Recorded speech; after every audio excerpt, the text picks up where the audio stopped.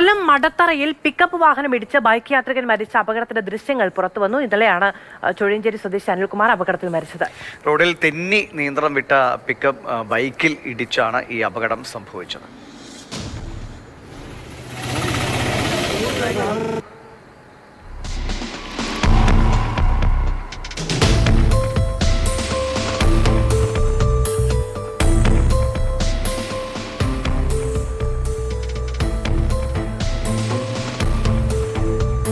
കണ്ണൻ നായർ വിവരങ്ങളുമായിട്ടുണ്ട് കൊല്ലത്തുനിന്ന്. കണ്ണൻ, അങ്ങനെ ഒരു അമിതവേഗം ഒന്നും പറയാൻ കഴിയില്ല, രണ്ടുപേരും കൃത്യം സൈഡൊക്കെ പാലിച്ചാണ് വന്നത്. പക്ഷേ മഴ ഉണ്ടാക്കിയ ഒരു അപകടം എന്നേ പറയാൻ കഴിയും അല്ലേ?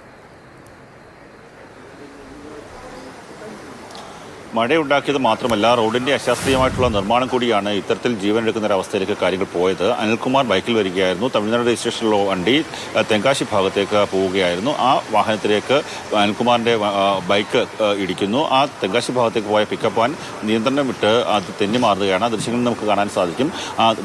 അമിത വേഗമോ മറ്റൊന്നുമല്ല, ആ റോഡിൻ്റെ അശാസ്ത്രീയത മൂലം അവിടെ നിന്ന് തെന്നി മാറുകയാണ്. ഉടൻ തന്നെ അനിൽകുമാറിനെ കടയ്ക്കൽ താലൂക്ക് ആശുപത്രിയിലേക്ക് എത്തിച്ചു. പക്ഷേ ആരോഗ്യസ്ഥിതി അതീവ ഗുരുതരമായിരുന്നു. പിന്നീട് അദ്ദേഹത്തെ തിരുവനന്തപുരം മെഡിക്കൽ കോളേജ് ആശുപത്രിയിലേക്ക് കൊണ്ടുപോയെങ്കിലും ജീവൻ രക്ഷിക്കാനായില്ല. അങ്ങനെയാണ് ഒരു മനുഷ്യൻ്റെ മരണത്തിലേക്ക് കാര്യങ്ങൾ പോയത്. ഇത് ഇന്നലത്തെ സംഭവം മാത്രമല്ല, 26-ാം തീയതി സമാനമായ രീതിയിൽ ഒരു പിക്കപ്പ് വാൻ തെന്നിമാറി അപകടമുണ്ടായിരുന്നു. 30-ാം തീയതി സമാനമായ രീതിയിൽ അപകടം ഉണ്ടായിരുന്നു. പക്ഷേ ആർക്കും വലിയ പരിക്കുകൾ ഉണ്ടായിരുന്നില്ല. ഈ റോഡിൻ്റെ അശാസ്ത്രീയത പരിഹരിക്കണമെന്നാവശ്യപ്പെട്ട് നേരത്തെ നാട്ടുകാർ പ്രതിഷേധിച്ചിരുന്നു. അന്ന് PWD ഉദ്യോഗസ്ഥർ അവിടെ എത്തി JCB ഉപയോഗിച്ച് ചെറിയ കുഴിയൊക്കെ എടുത്ത ശേഷം മടങ്ങിപ്പോയിരുന്നു. പിന്നീട് വീണ്ടും അപകടങ്ങൾ ഉണ്ടാകുന്ന ഒരു സ്ഥിതിയാണ് ഇപ്പോഴുള്ളത്.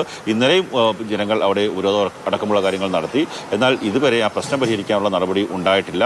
ഇനി ഇത്തരത്തിലുള്ള ഒരു ആ റോഡിൻ്റെ അശാസ്ത്രീയത മാറ്റിയില്ലെങ്കിൽ കൂടുതൽ അപകടങ്ങൾ ഉണ്ടാകുകയും കൂടുതൽ ജീവനുകൾ ആ റോഡിൽ പൊലിയുന്ന അവസ്ഥയിലേക്ക് കാര്യങ്ങൾ എത്തുകയും ചെയ്യും.